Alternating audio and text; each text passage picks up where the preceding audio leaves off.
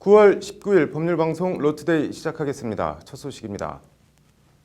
오늘 헌법재판소에선 이진성 헌법재판소장을 포함한 헌재 재판관 5명의 퇴임식이 열렸습니다. 올해는 헌재 창립 30주년을 맞은 뜻깊은 해이기도 한데요. 퇴임을 맞는 헌법재판관들의 소회가 남다른 듯 했다고 하는데 5인 5색의 헌법재판관 퇴임식 현장을 장한지 기자가 취재했습니다. 국회 인사청문회와 헌재소장 취임식에서 가장 좋아하는 시인이라는 김종삼 시인의 시를 낭독한 이진성 헌재소장은 오늘 퇴임식에서도 김종삼 시인의 물통이라는 시를 인용하며 퇴임사를 시작했습니다.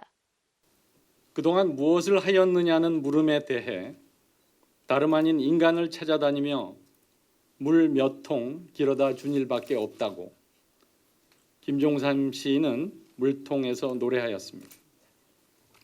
판사로서, 재판관으로서, 그리고 재판소장으로서 미력이 남아 세상이 조금 더 따뜻하고 10개월의 짧은 헌재소장 재임, 30살을 맞은 헌재소장직을 내려놓으며 이진성 헌재소장은 헌법재판이 갖는 무게와 그 막중함을 감당하기 위한 헌재의 책무를 강조했습니다. 헌법재판의 독립성에 대한 반석 같은 신념을 더욱 강고하게 가져주시기 바랍니다. 독립성을 바탕으로 불완전한 민주주의를 완성시키는 나침반 역할을 하는 헌법재판을 더욱 발전시켜 주시기 부탁드립니다. 퇴임사 끝 무렵 이진성 소장은 국민 기본권을 지키다 가족들의 기본권은 지키지 못했다며 가족들에 대한 미안함과 사랑을 내비쳤습니다. 헌법재판소장 임명 동의 부결이라는 풍파와 난관을 겪었던 김희수 헌법재판관은 후련섭섭해 보였습니다. 진보적 소수 의견을 내 미스터 쓴소리라는 애칭을 얻은 김희수 재판관은 헌재에서의 날들이 결코 쉽지 않은 고뇌의 시간들이었음을 처음으로 고백했습니다. 한국 사회에서 입지가 미약했던 진보 정당의 운명을 결정하는 고뇌의 시간을 보내기도 하였습니다. 대통령 탄핵 사건의 변론이 진행되는 과정에서 팽팽한 긴장의 시간들도 있었습니다. 김창종 헌법재판관도 헌재 재판관으로 짊어진 책무와 무게에 6년 동안 하루도 마음 편한 날이 없었다고 털어놓으면서도 남은 헌재 직원과 새로 올 사람들에 대한 당부의 말을 잊지 않았습니다. 우리 사회에서 오래도록 변하지 않을 헌법적 가치가 무엇인지를 항상 고민하고 대립하고 반목하는 사회를 통합하기 위하여 편견 없는 열린 마음으로 공안검사 출신으로 양심적 병역 거부 처벌은 합헌이라는 소수 의견을 냈던 안창호 헌법재판관의 퇴임사 화두는 사랑이었습니다. 무엇이 공법이고 무엇이 공동체의 정의인지, 무엇이 사랑이고 무엇이 공동체 구성원의 인권인지, 그리고 무엇이 믿음이며 무엇이 공동체의 신뢰인지. 박근혜 전 대통령 탄핵 심판 주심을 맡아 송곳 같은 질문으로 화제를 모았던 꼿꼿 강일원 재판관은 몸담았던 이제 30살이 된 헌재에 대한 자긍과 사랑을 가감없이 내보였습니다. 우리나라가 아시아 최고의 헌법재판소이고 아시아에서는 가장 발전한 민주주의 국가라고 인정받고 있는 것을 분명하게 확인할 수 있었습니다. 30살 장년을 지나고 있는 헌재를 아시아 최고가 아닌 세계 최고의 재판소로 만들어 달라는 것이 강일원 재판관의 마지막 부탁이자 당부입니다. 올해 창립 30주년을 맞은 헌법재판소가 앞으로도 국민 주권 강화와 민주주의 성숙의 초석이 되길 기대한다고도 그들은 입을 모았습니다. 법률방송 장한지입니다. 따뜻하고 화기애애했던 이진성 헌재소장 등 헌법재판관 5명의 퇴임식 분위기와는 달리 헌재는 당장 4인 재판관 체제라는 초유의 사태를 맞게 됐습니다. 후임 재판관 임명이 미뤄지면서 벌어진 사태인데요. 이 소식은 김정래 기자가 전해드립니다. 이진성 헌재소장 등 5명의 헌법재판관이 퇴임하면서 헌재는 9명의 재판관 가운데 조영호, 서기석, 이선혜, 유남석 재판관 4명만 남게 됐습니다. 사상 초유의 4인 재판관 체제. 이에 따라 헌재는 새 재판관이 임명돼 올 때까지 당분간 개점 휴업 상태가 불가피합니다. 일단 헌법재판소법 제23조 1항은 재판부는 재판관 7명 이상의 출석으로 사건을 심리한다고 되어 있습니다. 4인 재판관 체제에선 어떤 사건도 심리할 수 없다는 얘기입니다. 재판관 5인 이상이 참여해야 하는 재판관 회의조차 열 수 없는 상태입니다. 말 그대로 개점 휴업 상태가 되는 겁니다. 이런 가운데 국회가 내일 오후 본회의를 열어 유남석 헌재소장 후보자와 김기영, 이영진, 이종석 헌법재판관 후보자에 대한 표결을 진행합니다. 그러나 유은혜 교육부 장관 후보자 등 표결과 맞물리면서 본회의 표결이 무산되거나 연기될 가능성도 완전히 배제할 수는 없습니다. 이 경우 헌재의 파행 운영은 당분간 계속됩니다. 내일 안 되면 4인 체제로 가야 되는데요. 4인 체제라는 게 재판소 입장에서는 의미가 없거든요. 국회 본회의 표결이 필요 없는 대법원장이 지명한 이석태, 이은혜 후보자의 헌법재판관 취임도 불투명합니다. 야당인 자유한국당이 민변 회장 출신인 이석태 후보자는 정치적 편향성을 이유로 이은혜 후보자에 대해선 위장전입 중독이라는 표현까지 쓰며 반대하고 있기 때문입니다. 일단 대법원은 어제 두 후보자에 대한 국회 인사청문 경과 보고서를 내일까지 임명권자인 문재인 대통령에 보내달라고 요청해 놓은 상태입니다. 대법원의 이례적인 요청에도 자유한국당의 반대가 워낙 완강해 실제 보고서가 청와대로 넘어갈지는 미지수입니다. 다만 사상 초유의 헌법재판관 공백 상태에 대한 여론 부담이 커 국회가 보고서 송부나 본회의 표결을 마냥 미루긴 힘들 것으로 보입니다.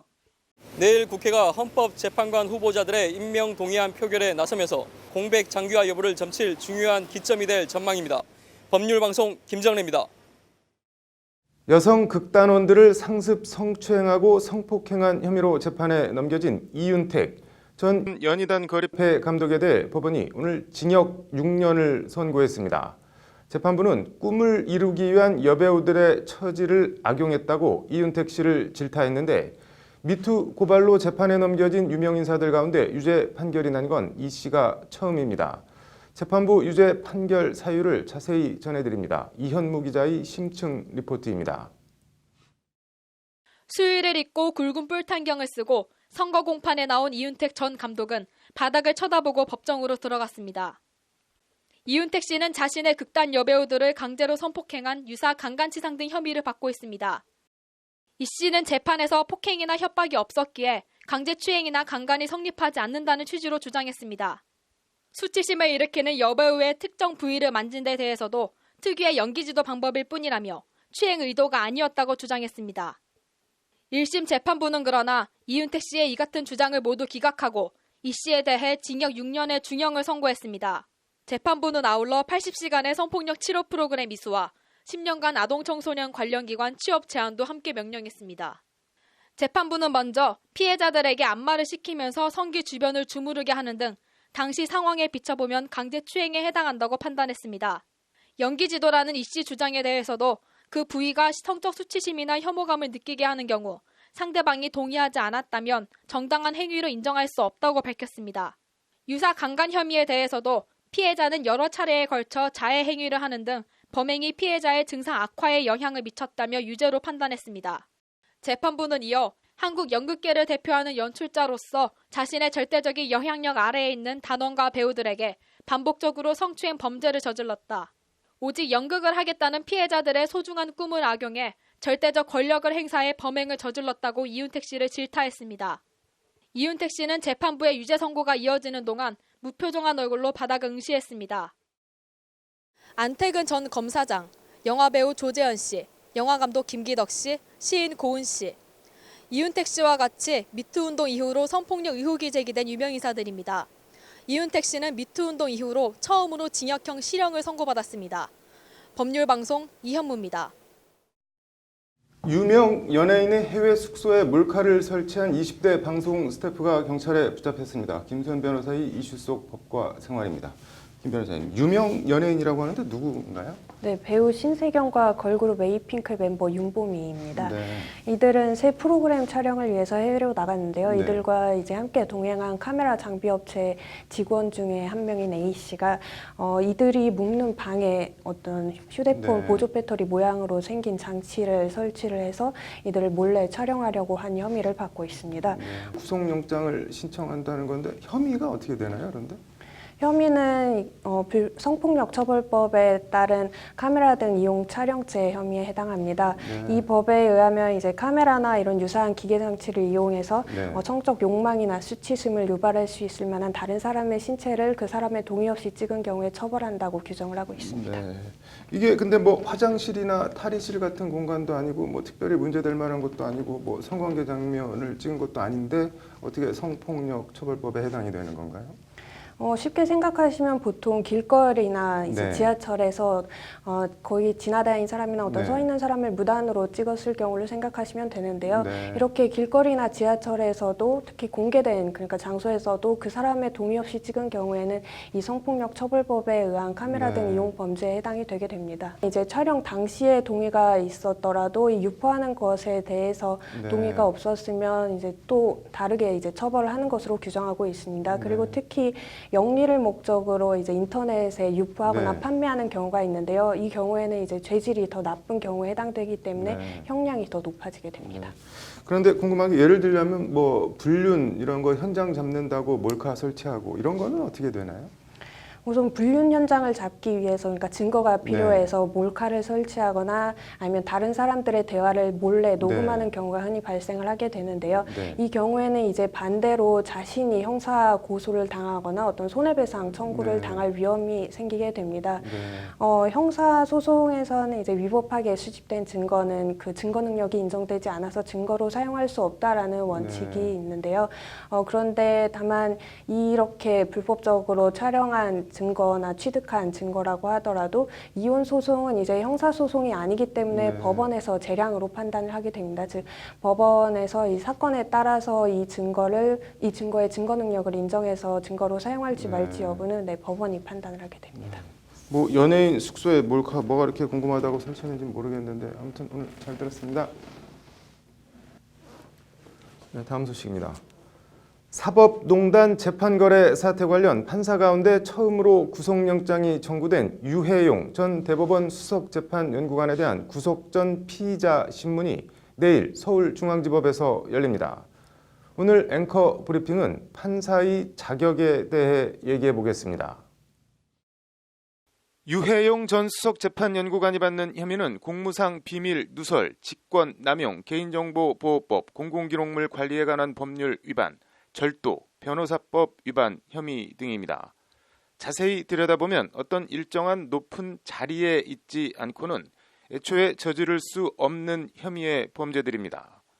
유해용 전 판사가 받는 혐의는 모두 대법원 수석재판연구관이라는 위치에서 파생한 것들입니다. 서울중앙지법 부장판사와 대법원 선임재판연구관, 수석재판연구관, 서울고법 부장판사, 법원 내 전형적인 엘리트 코스를 밟아온 유해용 전 판사는 사법행정권 남용 파문이 불거지기 시작한 올해 2월 법원을 그만두고 나와 변호사로 개업합니다. 그런데 그냥 빈손으로 나온 게 아니었습니다. 대법원 선임 수석재판연구관으로 있으면서 후배 재판연구관들이 작성한 보고서와 대법원 판결문 초고 등 수만 건의 관련 자료를 들고 나온 것으로 검찰은 보고 있습니다. 판사들에게 얘기를 들어보니 대법원 재판연구관실에서 작성한 보고서나 판결문 초고 등은 현직 판사들도 구해보기 힘들다고 합니다. 대법원 판결 흐름과 경향 등을 알 수 있어 국내 굴지 대형 로펌들이 대법원 재판연구관 출신들을 선호하는 것도 이런 이유에서라고 합니다. 그런 대법원 재판연구실 보고서와 판결문 초고 등 수만 건을 그냥 들고 나왔다는 얘기입니다. 유해용 전 수석재판연구관이 이렇게 들고 나온 수만 건의 자료, 검찰 수사가 시작되고 검찰이 청구한 압수수색 영장이 세 차례나 법원에서 기각되는 사이 유해용 전 수석재판연구관은 검찰에 증거인멸을 하지 않겠다는 서약서를 써주고 관련 자료들을 모두 파기했습니다. 그러곤 사법농단 재판거래 피의자가 된 현실에 동료 선후배 법관들의 억울하다, 죄가 되지 않는다, 공정하지 못하다는 셀프 구명 메일을 보냈습니다. 전직 대법원 수석재판연구관으로 자료를 무단 반출한 절도 등 혐의를 받는 유해용 전 판사는 박근혜 전 대통령 비선 진료, 김영재 원장 부부 특허 소송 관련 정보를 청와대에 전달하는 등 사법농단, 재판 거래, 거간꾼 노릇을 한 혐의들도 아울러 받고 있습니다. 유해용 전 수석재판연구관에 대한 구속영장 실질 심사는 기각천사, 프로기각러라는 달갑지 않은 별명을 얻은 허경호 서울중앙지법 영장전담 부장판사가 심리합니다. 죄가 되지 않는다. 셀프 구명 메일 논란에 대해 유해용 전 수석재판연구관은 안위를 궁금해하는 동기, 선후배들이 많아 메일을 보낸 것뿐이다고 해명했는데 내일 유해용 변호사의 안위가 어떻게 되는지 지켜보겠습니다. 앵커 브리핑이었습니다. 이어서 법조계 소식 전해드리겠습니다. 법무부가 오늘 발표한 올해 법조윤리시험 합격률이 95.14%로 나타났습니다. 지난해 59.39%보다 35.75%포인트 폭등한 것입니다. 법무부는 합격률 편차에 대한 우려가 있어 적정 난도를 유지하면서도 중요한 쟁점 위주의 문제를 냈다고 설명했습니다. 대법원이 학교폭력 예방을 위해 처벌보다는 교정에 초점을 둔 통고제도 홍보에 나섰습니다. 법원행정처는 오늘 소년통고 실무 개정판 책자와 소년보호사건 통고 안내 리플릿을 교육부와 각 시도교육청에 배포했다고 밝혔습니다. 법무부는 오늘 직원들 급여 중 1,000원 미만 금액을 공제해 조성된 천사 공익신탁 기금 중 2천만 원을 전국 민간갱생 보호시설 7곳에 전달한다고 밝혔습니다. 법원이 다음 달 1일 열리는 전두환 전 대통령 사자 명예훼손 사건 두 번째 재판 방청권을 28일 오전 광주지법 6층 대회실에서 사전 배부합니다. 9월 19일 법률방송 로투데이 마치겠습니다. 시청해주셔서 감사합니다.